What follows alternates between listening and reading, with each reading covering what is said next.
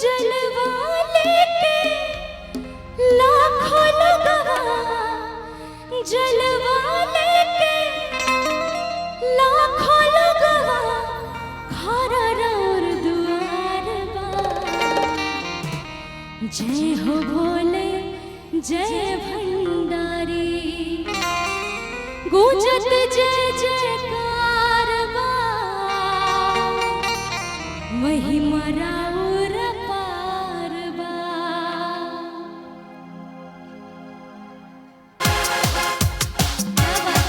तालियों के साथ दीजिए। बोल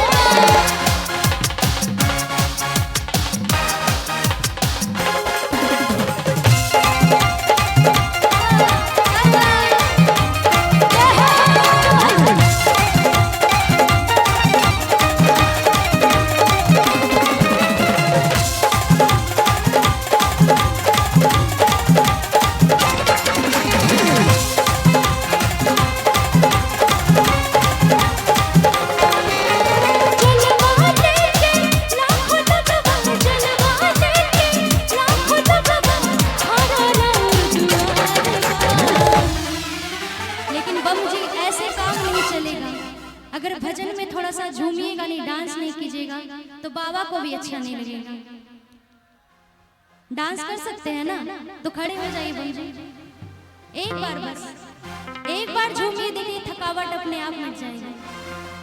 भोले बाबा का नाम लेके बोल दे शंकर भगवान की, और तालियों के साथ ये कहना है क्या, जय हो भोले जय भंडारी, जय हो भोले जय भंडारी, गुजत जय जयकार बा, महिमा राउर पार बा, गुजत जय जयकार बा, महिमा राउर पार बा।